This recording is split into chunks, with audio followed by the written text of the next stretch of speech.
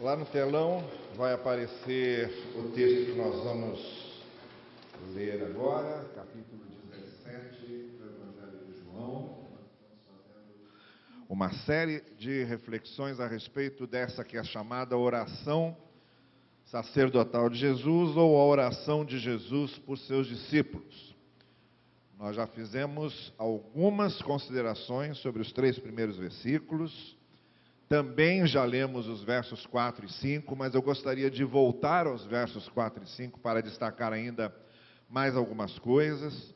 E são os 2 versículos que nós vamos ler agora. Eu queria convidar vocês para nós lermos juntos, verso 4, verso 5 de João capítulo 17. Eu te glorifiquei na terra, completando a obra que me deste para fazer. E agora, Pai, glorifica-me junto a ti, com a glória que eu tinha contigo antes que o mundo existisse. O texto vai ficar aí, tanto o verso 4 quanto o verso 5, para a gente poder fazer algumas considerações sobre isso. O que é que nós já dissemos sobre esse texto? Nós dissemos que esse texto do capítulo 17... ele encerra um ciclo de ensinos de Jesus, ou um conjunto de ensinos de Jesus, que foram colocados por João, evangelista, nesse bloco, que vai do capítulo 13, quando Jesus lava os pés dos discípulos, e avança pelo capítulo 14, pelo capítulo 15 e pelo capítulo 16, uma série de ensinamentos de Jesus aos seus discípulos, preparando-os para o trabalho que eles deveriam fazer, porque depois, nos capítulos 18, 19, 20 e 21, é narrada a paixão, a morte, a ressurreição de Jesus, e aí o Senhor Jesus Cristo deixa os seus discípulos seguirem com a obra que havia deixado em suas mãos. Então, o que nós somos hoje, senão esses discípulos a quem o Senhor ensinou para que nós dessemos prosseguimento à sua obra. Esse capítulo 17, que está exatamente nesse contexto, dos últimos ensinos de Jesus aos seus discípulos, dos últimos momentos em que Jesus passou com eles, relembrando-os a respeito de uma série de coisas, ensinando-os, confortando-os e principalmente estimulando-os e motivando-os no cumprimento da sua obra, direcionando o olhar deles para onde eles deveriam focalizar o seu olhar, indicando os caminhos que eles deveriam percorrer. Então o Senhor Jesus está preparando os seus discípulos nessa série de capítulos. Quando chega no capítulo 17, ele ora pelos discípulos. Então nós estamos fazendo uma série de reflexões sobre a oração que Jesus fez por seus discípulos, que está registrada no que nós chamamos de capítulo 17 de João, e que possui, nessa oração nós encontramos em si, elementos para que nós saibamos quem é Jesus e para que saibamos quem somos nós como seus discípulos. Nós estamos fazendo isso porque nós estamos como igreja, caminhando para os 80 anos, dentro deste tema que temos na nossa mente, no nosso coração, podemos fazer mais. Estamos tentando descobrir nessa oração de Jesus o que Ele quer de nós. E também estamos tentando descobrir o que Ele nos ensina a respeito dele. Porque uma coisa está vinculada à outra. Nós não conseguiremos descobrir o que Jesus quer de nós e qual é o nosso lugar no discipulado do Senhor se nós não entendermos também muito bem quem é Jesus e o que Ele representa para a gente. Essas duas coisas estão entrelaçadas. Quem é Jesus e o que Ele representa para a gente anda de mãos dadas com o que sabemos a respeito de nós, da nossa identidade como discípulos e do que Ele espera que nós façamos aqui. São duas coisas que andam perfeitamente harmonizadas. A nossa visão de Jesus e a nossa compreensão do que Ele espera de nós para que entendamos quem somos nós nesse processo. Então avançamos até aqui, esses versos 4 e 5, mas eu quero destacar ainda nesses versículos 4 e 5 hoje, muito especialmente, algumas características, alguns aspectos sobre a obra do reino que a igreja está realizando. A igreja de Jesus é o corpo de Cristo neste mundo e nós estamos juntos realizando a obra do reino de Deus aqui. Cada coisa que fazemos aqui, cada programa do qual participamos, cada iniciativa que temos para proclamar o Evangelho, cada participação nossa nesse conjunto de atividades que tem a ver com a proclamação do Evangelho, com o ensino da palavra, com o testemunho cristão, com o louvor, com a ação social, cada momento em que nós nos engajamos nessas coisas, é a obra do reino de Deus que estamos realizando, que esta igreja, em particular, que nós, porque nós é que somos a igreja, está realizando. E o que é que precisamos entender a respeito disso, para que nossos pés caminhem de forma muito firme na obra que realizamos para o Senhor, em qualquer outras categorias também, porque não realizamos a obra do Senhor apenas na igreja, nem como igreja institucional. Nós realizamos a obra do Senhor naquilo que fazemos no nosso ambiente de trabalho, por exemplo, no testemunho que damos, na maneira como nos relacionamos com as pessoas. Onde quer que estejamos e possamos dar alguma contribuição, nos projetos pessoais que elegemos em nosso coração para realizar a obra de Deus, isso também eu já tenho deixado bem claro. Ninguém precisa ficar esperando por cargo na igreja para servir a Deus. Ninguém precisa ficar esperando por função na igreja para servir a Deus. É necessário que, além do que fazemos aqui, cada um de nós tenha seu projeto pessoal para o reino. O que é que você, em família, está fazendo para o reino de Deus? O que é que você, no local em que você trabalha, está fazendo para o reino de Deus? O que é que você, na sua vizinhança, no local em que você reside, está fazendo e promovendo para o reino de Deus? Há projetos pessoais que nós podemos desenvolver e há projetos coletivos. Nós desenvolvemos para Deus, muito especialmente na Igreja de Cristo, esses projetos coletivos. O que nós vamos fazer, por exemplo, na última semana de julho, nesta viagem missionária, é um projeto coletivo em que todos nós nos reunimos para fazer o que uma pessoa não pode fazer sozinha. E não só nós, como igreja, nos reunimos para o que uma pessoa não pode fazer sozinha, mas igrejas se reúnem para fazer o que uma igreja não pode fazer sozinha, como, por exemplo, no caso de missões mundiais, quando igrejas juntas, igrejas reunidas, sustentam a obra missionária, e o que uma igreja não pode fazer sozinha, um conjunto de igrejas faz. Mas essa perspectiva coletiva não pode tirar a minha perspectiva pessoal do serviço ao reino. Não é porque eu faço alguma coisa em igreja, e não é porque eu faço alguma coisa no coletivo da igreja, que eu vou descuidar de desenvolver algo que eu, pessoalmente, posso fazer para o reino, como um projeto individual meu, dentro de alguma coisa que, de repente, o próprio Senhor me mostra, ou o meu coração se vê interessado em fazer. Eu conheci um dentista uma vez que, no verso do papel de orçamento dele, quando uma pessoa chegava para fazer o orçamento de tratamento dentário, ele imprimiu nesse verso do papel do orçamento uma série de versículos. E aí ele dizia para a pessoa, olha, tem aqui, o orçamento é este, mas se você decorar estes versículos que estão aqui atrás, você terá 10% de desconto no seu tratamento. E aí, é óbvio, as pessoas saíam decorando o versículo à torta e à direito para ganhar um desconto, mas era a maneira, vejam, era a maneira que ele tinha pessoalmente de divulgar a palavra de Deus. Era um projeto pessoal dele, ele usando o trabalho dele, ele usando a profissão dele, ele usando até mesmo o sustento dele, para fazer alguma coisa para o reino. Então, essa perspectiva do pessoal, do que eu posso fazer para o reino, independente do coletivo.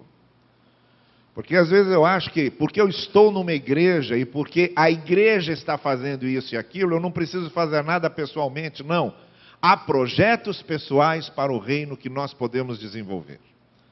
Há projetos pessoais para o reino que podemos colocar em pauta na nossa vida, para também glorificar a Deus através das nossas vidas e daquilo que podemos fazer individualmente e pessoalmente.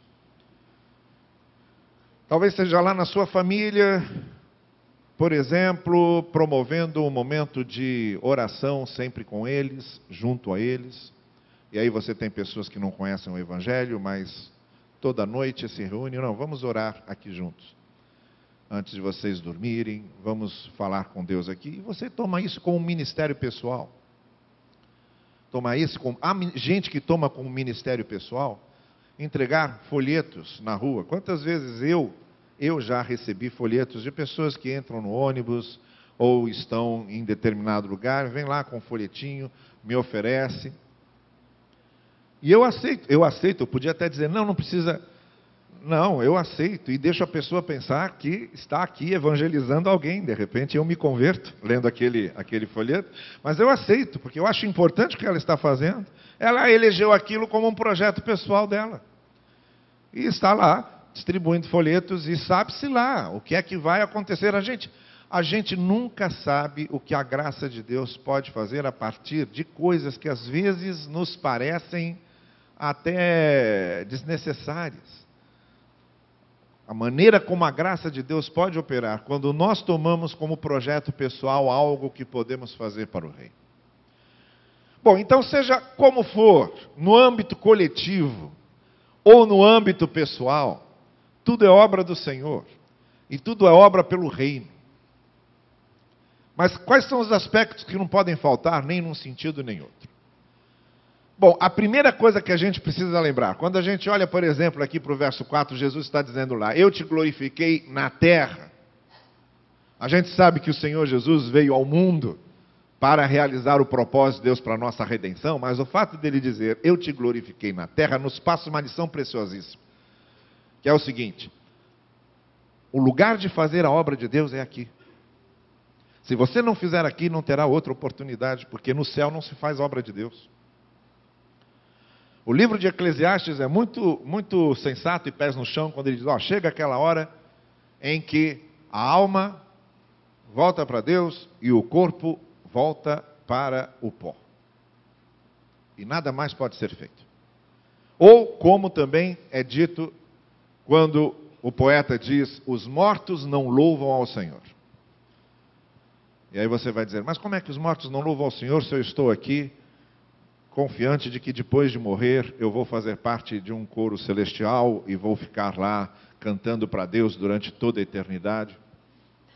Bom, o salmista está dizendo que a obra de Deus se faz aqui. E depois daqui não se faz mais obra de Deus. É aqui que fazemos. O Senhor Jesus diz, eu te glorifiquei na terra. O lugar de nós fazermos a obra de Deus é aqui enquanto estamos vivos. E o que vai acontecer no céu, eu não sei explicar, nem você sabe, e duvido quem saiba. Porque, como eu já disse aqui uma vez também, as coisas do céu não têm nada a ver com nossas preocupações de agora. Porque por mais que nos esforcemos por entender, não vamos entender. Nós falamos de céu só usando figuras do que vivemos aqui na terra. Não é? Lá no hino Conta as Bênçãos, você tem lá aquela estrofe que diz, quando vires outros com seu ouro e bens, lembra que tesouros prometidos tens. E aí você fica pensando, aquele camarada ali é rico, mas eu vou ter uma mansão maior que ele quando eu chegar no céu. E isso é só uma linguagem humana. Mansão, casa, ruas de ouro, e etc. Coisas que nós costumamos descrever o céu, são só linguagem humana. Nós não sabemos o que vai ser aquilo. E nem temos como saber. Então não é uma coisa que nós devamos gastar tempo aqui tentando entender, porque está além da nossa entendimento. Mas uma coisa é certa. Quando o Senhor Jesus Cristo diz, por exemplo, que no céu não se casam nem se dão em casamento, a gente sabe que lá, o tipo de vida de lá não tem nada com o tipo de vida daqui. Eu me lembro quando fui procurado por uma pessoa que estava aflita com isso, e pastor, é verdade que no céu não se casam nem se dão em casamento, é o que está escrito lá. E ela ficou tão decepcionada, eu não sei se ela estava com a esperança só de casar no céu, porque aqui já tinha perdido a esperança de casar. Mas é outro tipo de vida, não tem absolutamente nada a ver com esta vida, é isso que está dizendo. Por isso, E as relações serão diferentes. A morte, preste bem atenção nisso, a morte é o grande rompimento com tudo que temos aqui. E é a partida para o novo. Então as relações que temos aqui, essas relações que temos aqui, elas acabam. Então você que é esposa, aproveite muito bem seu marido, porque lá não será marido mais. E você que é marido, aproveite muito bem, porque lá não será esposa mais. E você que é pai, aproveite muito bem, porque lá não será filho.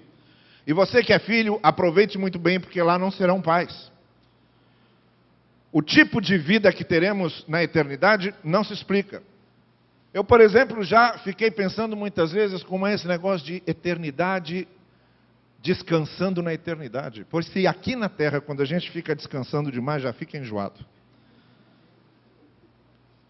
Vocês sabem como eu gosto muito de ler, mas quando eu tive que fazer aquela cirurgia do rim, que fiquei quase que 40 dias sem poder sair de casa, em repouso, a leitura se tornou para mim tremendamente indigesta, porque aí eu descobri uma coisa: as coisas que a gente gosta de fazer só tem graça quando a gente faz quando quer. E quando somos obrigados a fazer, perdem completamente a graça. Então eu fico imaginando, o que é isto de eternidade? Ah, porque lá na eternidade nós vamos descansar eternamente. Com certeza não é exatamente descansar como imaginamos, porque descansar eternamente também ninguém merece.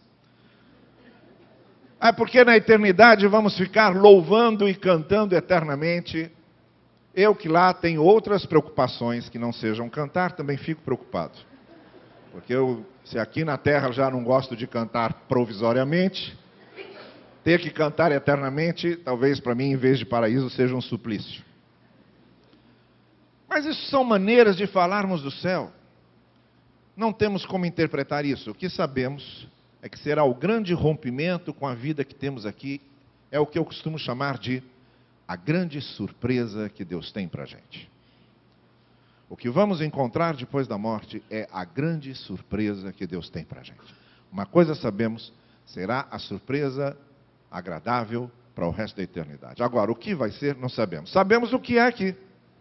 E sabemos que lá não vai haver obra de Deus, lá não vamos ter o que fazer em termos de obra de Deus. Pelo contrário, lá a obra que fizemos aqui, de alguma maneira, vai ser julgada lá. Quando o apóstolo Paulo diz, na carta aos Coríntios, que uns estão construindo a obra com feno, madeira, outros estão construindo a obra com pedras preciosas, prata e ouro. O apóstolo Paulo está falando disso, de coisas que nós vamos colher lá na eternidade do que plantamos aqui. Porque é aqui que plantamos. É aqui que servimos. Então a obra de Deus é para ser feita aqui. Se não aproveitarmos a oportunidade de fazermos a obra de Deus aqui, não teremos outro lugar para fazer. E seremos julgados pelo fato de não termos aproveitado para fazermos a obra aqui. É a tal da parábola dos talentos. Daquele que investe seus talentos e usa para fazer alguma coisa que dê frutos, e o outro que esconde, e que recolhe, e que enterra. E o Senhor Jesus termina esta parábola dizendo: até o pouco que se tinha se tirou dele. Então nós temos esse desafio de fazermos a obra de Deus aqui. É aqui que servimos ao Senhor e é aqui que temos de descobrir maneiras de servir a Deus. E Jesus Cristo diz isso. Pode deixar o texto aqui direto, Braga, por favor. E Jesus Cristo diz isso lá no verso 4. Eu te glorifiquei na terra. Então esta é a primeira questão que a gente percebe. A segunda questão que a gente percebe, vejam, o verbo completar está no contínuo. Ele está no contínuo também, de certa forma, como é traduzido do grego, a ideia de ir se completando. A obra vai se completando. Então, a obra de Deus, em primeiro lugar, é para ser feita aqui, não há outro lugar para fazer a obra de Deus. Em segundo lugar, ela é um processo de semeaduras e de colheitas. O Senhor Jesus diz que a sua obra foi se completando. E o que nós fazemos aqui para Deus também é um processo. Muitas vezes, a gente semeia algumas coisas que vai colher lá na frente, ou às vezes não vai colher, são outros que vão colher. Quantas coisas a gente faz para a obra de Deus aqui que a gente não sabe o resultado, nem vai ver o resultado. E o resultado será visto, será medido, só num futuro que escapa do nosso futuro, que transcende as fronteiras do nosso futuro, já não estaremos mais aqui. E ainda assim pessoas estarão desfrutando do que se foi feito durante tempos. Vejam, por exemplo, este templo em que estamos aqui agora. As pessoas que estiveram à frente da construção desse templo, algumas já morreram, outras ainda vão morrer. Daqui mais um tempo não teremos ninguém vivo mais dos que investiram para a construção desse templo. E o que eles fizeram ainda será usado e será benefício para muitas pessoas que passarão por aqui. Porque são coisas que a gente planta e fazem parte de um processo que Deus vai trabalhar com aquilo, sabe-se lá por quanto tempo. Sabe-se lá que tipo de colheita e sabe-se lá que tipo de fruto. Mas na obra de Deus, nós estamos nesse processo das coisas acontecendo. Às vezes a gente tem pressa de ver resultados e os resultados nem sempre aparecem de forma tão imediata.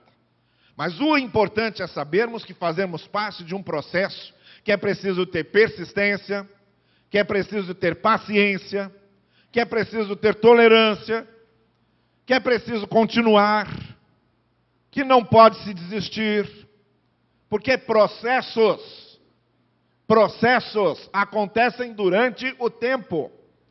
Processos acontecem durante uma certa cronologia. E quando se trata da obra de Deus, o próprio Senhor Jesus Cristo veio cumprindo a obra de Deus em processos. É só na hora da morte da cruz quando ele vai dizer, está consumado. E durante aqueles 3 anos ele veio completando a obra que o Senhor deu a ele. Agora, Jesus também diz uma coisa a respeito de Deus no Evangelho de João, de Deus como Criador, que é referencial para a gente. Quando o Senhor Jesus Cristo diz, meu Pai trabalha até agora. Isto é, Deus começou a obra lá e está ainda em obra. Está ainda trabalhando. Está ainda realizando coisas. Então a obra de Deus é um processo contínuo e nós participamos desse processo contínuo. Devemos, portanto, ter persistência, porque nós só participamos de processos contínuos quando temos persistência. Quando nós estamos empenhados e engajados em participar. A terceira coisa que Jesus Cristo diz, então a obra de Deus é para ser feita aqui. Se não for feita aqui, não tem outro lugar para se fazer. A segunda coisa é que a obra de Deus é um processo, nós fazemos parte desse processo e sabe-se lá que tipo de frutos serão colhidos, porque faz parte do processo de Deus. A terceira coisa que lemos aqui, quando a gente vai lá para o versículo 5, o Senhor Jesus Cristo está dizendo lá no versículo 5 o seguinte, passa lá para o verso 5, por favor, aí em cima. Isso. Então a gente vê lá, glorifica-me junto a ti, com a glória que eu tinha contigo. O que o Senhor Jesus Cristo está dizendo é o seguinte, ele tinha uma glória com o Pai, que o apóstolo Paulo explica isso melhor lá em Filipenses, ele estava com o Pai, depois ele abriu mão da glória que ele tinha e se encarnou, e ele só voltou a recuperar aquela glória que ele tinha com o Pai, quando ressuscitou, subiu aos céus, e o livro de Hebreus diz que ele se sentou à direita de Deus. Jesus Cristo é a nossa grande referência para a obra que a gente realiza para Deus. Porque é uma obra de renúncia, muitas vezes é uma obra de sacrifício, muitas vezes é uma obra em que a gente tem que se empenhar a ponto de pagar um preço. Então, quando Jesus Cristo diz, olha, eu vou voltar a ter a glória que eu tinha contigo, ele está dizendo, para fazer esta obra que eu vim fazer aqui na terra, eu tive que abrir mão de muita coisa que eu tinha direito. Eu tive que renunciar a muita coisa que era minha. Eu tive de me sacrificar para que essa obra pudesse ser feita. E o que o Senhor Jesus está ensinando aos seus discípulos, e ele já tinha dito isso, e se isto aconteceu com o Mestre, também acontecerá com vocês, é que para nós realizarmos a obra de Deus, temos de ter Jesus como referencial desse sentimento que devemos ter, de disposição de pagar o preço, de renunciar muitas vezes, de ter momentos difíceis muitas vezes por causa da obra de Deus, de não ser nem sempre confortável fazer a obra de Deus.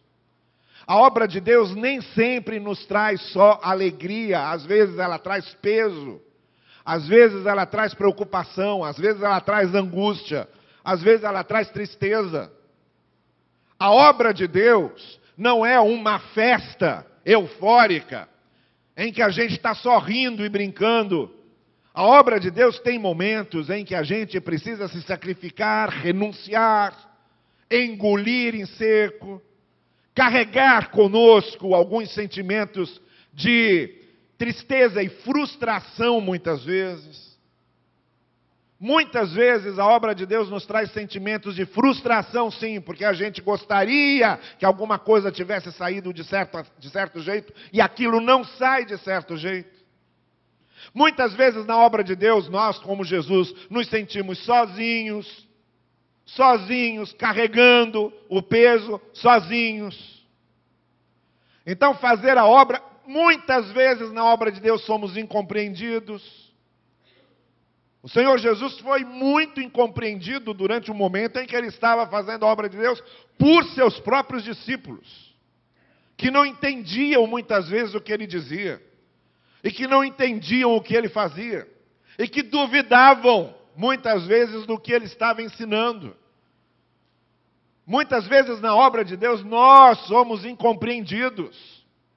Pessoas que às vezes elegem certos alvos, certos objetivos para a obra de Deus, e tem que seguir para aqueles alvos e para aqueles objetivos sozinha, porque as pessoas não acreditam, as pessoas não compartilham, as pessoas não se empolgam. Então a obra de Deus tem muito isso de estarmos dispostos a enfrentar situações que nem sempre são agradáveis. Quem entra para realizar a obra de Deus, quem quer realizar algo para a obra de Deus, seja no individual, seja no coletivo, se acha que está entrando para uma escola de samba para ficar só cantando, sambando e se alegrando, está muito enganado. Porque a obra de Deus não é esse momento de euforia constante. Há momentos em que a gente paga preços altos pela obra de Deus. Há momentos que há consequências difíceis na obra de Deus. E assim como o Senhor Jesus Cristo disse, olha, eu tinha essa glória e por causa da obra de Deus, para fazer a obra de Deus, eu perdi essa glória. E ele só voltaria a ter essa glória quando voltasse para lá. A mesma coisa ele espera dos seus discípulos, o mesmo despojamento, a mesma visão de ter de pagar o preço, o mesmo empenho de suportar situações difíceis e circunstâncias difíceis na realização da obra de Deus. E em último lugar, e é claro que a gente não podia deixar de falar disso. Então, a obra de Deus é uma coisa que se refere à terra, é aqui que a gente faz a obra de Deus, depois de morto ninguém mais faz nada na obra de Deus. A segunda coisa sobre a obra de Deus é que ela é um processo, algo que está sempre a caminho, sempre sendo desenvolvida. A terceira coisa é que ela exige, com Jesus como nosso referencial, que como Ele, nós estejamos dispostos a renunciar e a pagar o preço. A quarta coisa que a obra de Deus nos diz, está lá naquele versículo 5, quando ele diz, glorifica-me junto a ti. É a nossa visão da confiança que temos que a obra de Deus sempre será recompensada. Não há outra maneira de nós participarmos da glória de Deus a não ser através da obra de Deus.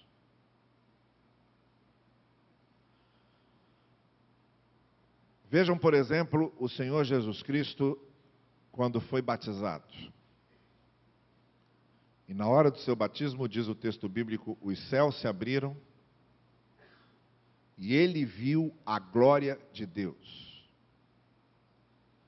E logo depois, ele foi conduzido para o deserto para ser tentado e sem comer e sem beber durante 40 dias. Essa expressão, e os céus se abriram e ele viu a glória de Deus, só aparece 2 vezes no Novo Testamento. A primeira é esta, na hora do batismo de Jesus. A segunda vez em que esta expressão, e ele viu os céus abertos e a glória de Deus, é quando Estevão está sendo apedrejado. Estevão estava sendo apedrejado porque pregava o evangelho e os judeus começaram a apedrejá-lo por ser um herege. E enquanto ele estava sendo apedrejado, diz o texto, os céus se abriram e ele viu a glória de Deus. São as únicas 2 vezes em que a expressão, os céus se abriram e ele viu a glória de Deus, aparecem no Evangelho, é no batismo de Jesus e na morte de Estevão. Mas percebam o que esses 2 textos têm de semelhança. No caso de Jesus, ele viu os céus se abriram e viu a glória de Deus, e logo depois foi para o deserto ficar 40 dias sem comer, sem beber e sendo tentado. No caso de Estevão, ele viu a glória de Deus, mas estava sendo morto por causa da sua fidelidade, estava sendo apedrejado. A gente gosta muito de falar em ver a glória de Deus. Tem até um cântico que a gente vive cantando, eu quero ver a tua glória aqui, e etc, etc. Essa ideia de ver a glória de Deus nos dá um prazer enorme. É gostoso pensar em ver a glória de Deus. Mas todas as vezes em que eu penso em ver glória de Deus, eu me lembro desses 2 versículos. Para ver a glória de Deus, ou para sermos glorificados junto com Ele, precisamos estar dispostos ou a estar morrendo pelo reino, ou a estar sendo tentados no deserto por causa do reino. Ver glória de Deus em letra de corinho é muito fácil. Ou ver glória de Deus em letra de hino também é muito fácil. Ou querer ver a glória de Deus como uma atitude entusiasmada de algum tipo de espiritualidade também é muito fácil. Mas o que o Evangelho ensina é que só veem a glória de Deus e só são glorificados juntamente com Deus aqueles que estão sofrendo por causa da obra do Senhor. Aqueles que estão dedicados a ela a ponto de pagarem um preço. Você quer ver a glória de Deus? Então pergunte a você mesmo se você está disposto a morrer por causa da glória de Deus. Você quer ver a glória de Deus? Pergunte a você mesmo se você está disposto a ser apedrejado por causa da glória de Deus. Você quer ver a glória de Deus? Pergunte a você mesmo se você está disposto a atravessar um deserto e a ser tentado constantemente. Porque glória de Deus não é uma coisa que vemos de graça.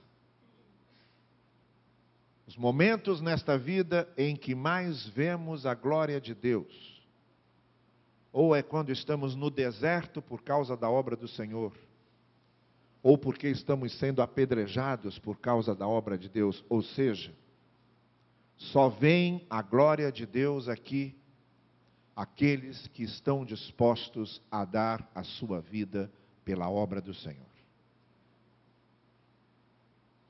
É por isso que o Senhor Jesus, na sua oração, diz: glorifica-me com a glória que eu tinha contigo, porque eu completei a obra que eu tinha para fazer. Eu posso ver a glória de Deus, diz Jesus, porque eu completei a obra que Ele me deu para fazer.